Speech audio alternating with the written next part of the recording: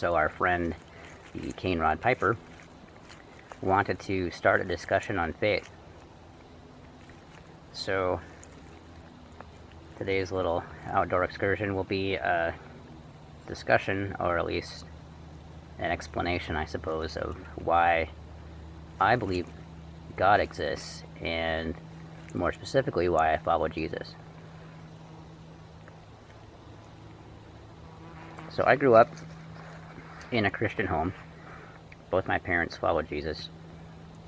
We were not part of any, I guess you would call it, we were Protestant evangelicals, if that means anything to you. We weren't part of any denomination or any specific faith tradition.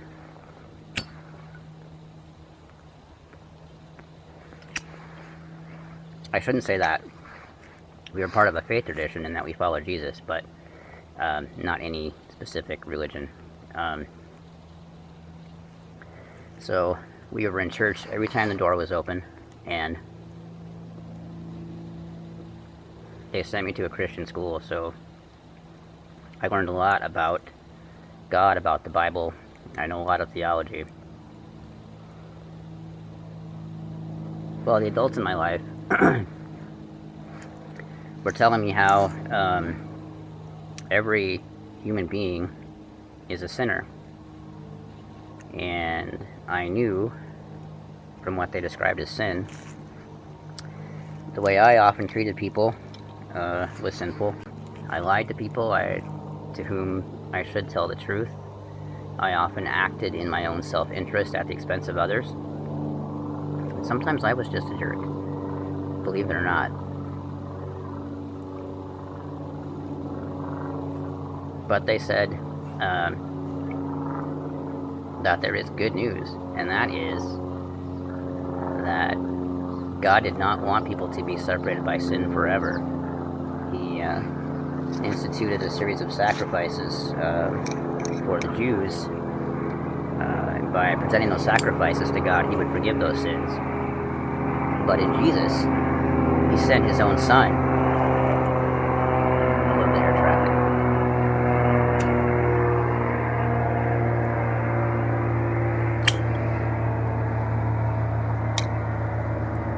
In Jesus, He sent His own Son. And when Jesus allowed Himself to be killed on a cross by the Romans, He became the perfect sacrifice for our sins. And that if we simply accept that, if simply ask God to forgive us because of what Jesus did, then our sins are forgiven, we're restored to God, and ultimately when this life is over, we get to be with God. And there's no more sin, and no more pain, and no more suffering, and no more sorrow, and everything is the way God had intended things originally.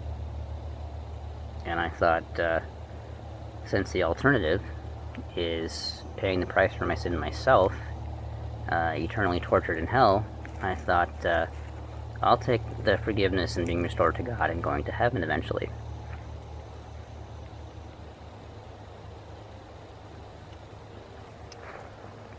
They also said that the universe is created by God.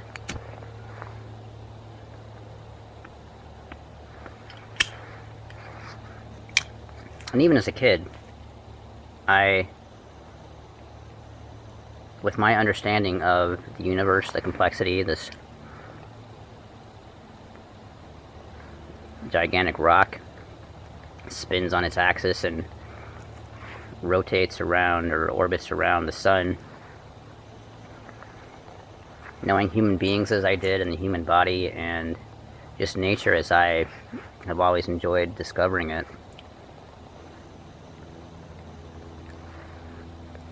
that was certainly plausible, that an omniscient, all-powerful, all-knowing creature who exists beyond time and space could design and create all this. Absolutely. And then I got to college.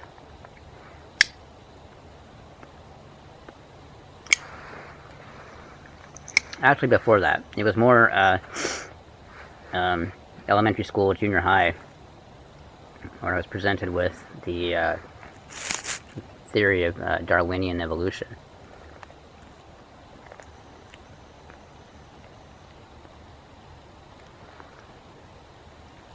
I don't find that to be an acceptable explanation of the universe, of the world, of the state in which we find it. Too many holes. The fossil record doesn't actually provide sufficient explanation for me. Things like DNA, like the principle of irreducible complexity. I just can't get there. It just not.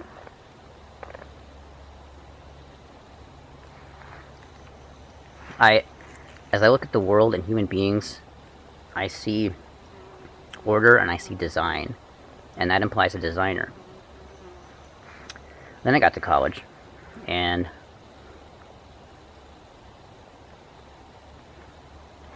studying engineering, there's a whole lot of mathematics. And there were times where I was just stunned with the mathematics required to explain different phenomena in this universe, and the mathematics required to put satellites in orbit, get an airplane off the ground.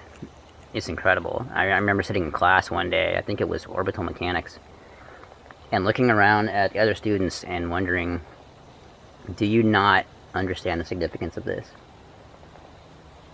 And it was on the one hand, it was the mathematics that humans had to invent in order to describe these phenomena and allow engineers to make these things happen, but also the fact that we can describe so many aspects of this universe mathematically.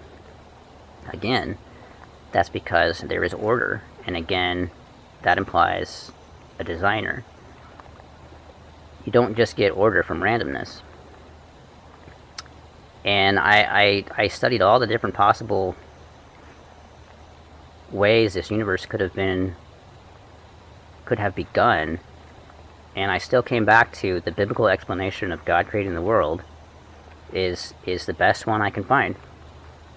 So that actually strengthened my faith as a follower of Jesus.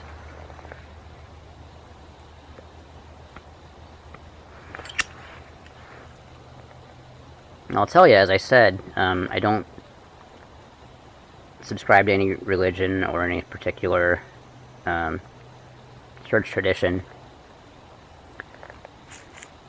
I follow Jesus because he predicted that he would allow himself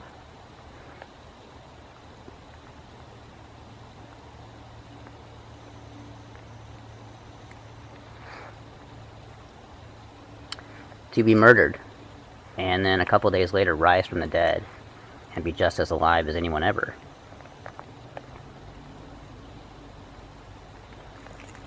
And that's precisely what he did.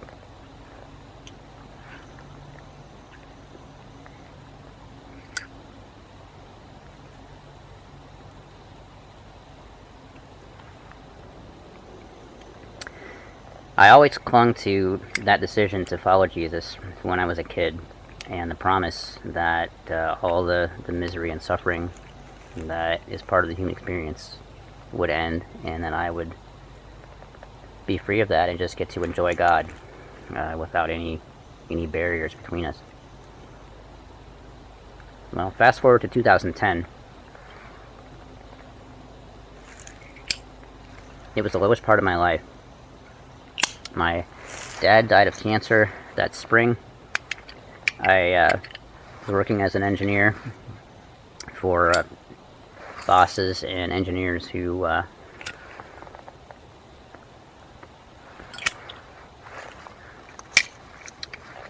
were consumed by their insecurities, and I won't go into all of it, but it was really a struggle, and it was actually affecting my health quite negatively. I also tried very hard and expended a lot of energy because I'm very much introverted.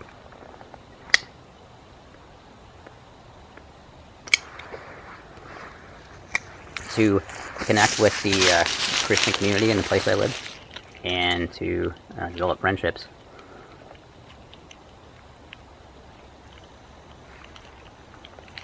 Yet I found myself going through that most difficult time in my life for lots of other reasons as well. Just being isolated and not having anyone that I could trust to talk to without gossiping about what I told them, and anyone I could really be myself with really understood me and, you know, what my life has been like, that sort of thing.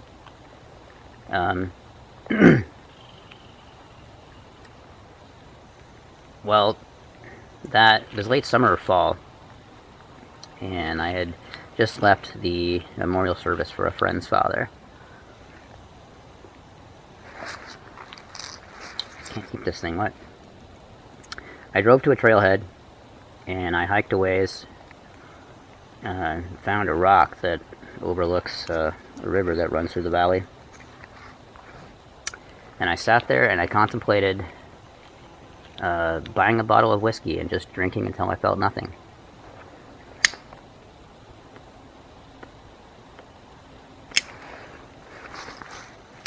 Don't know how long I was there, and I'm not one to hear voices, but it was as though Jesus were standing right there, and I heard in my spirit Jesus saying, "Let me help you." Well, that got my attention. So I waffled for a few minutes, and then I heard again Jesus say, "I want to help you." And I decided, yeah, you know what? You're the one that put me through all this. You're the one that's brought all this into my life. And you're the only one who can help me. And if you don't help me, I'm going to die.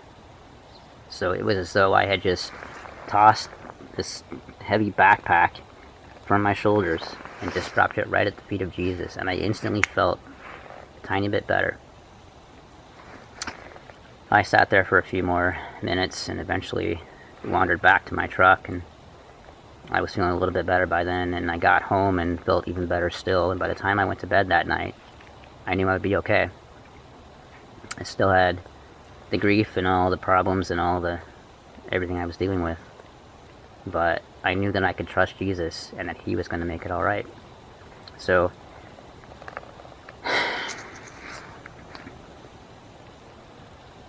God is real, and he really does love you. I mean, if he loves me, who's absolutely nobody, and would go to that much trouble to give his life, to live as a human being, for crying out loud, yeah,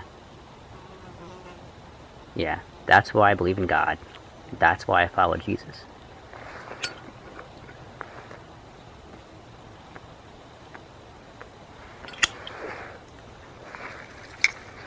So,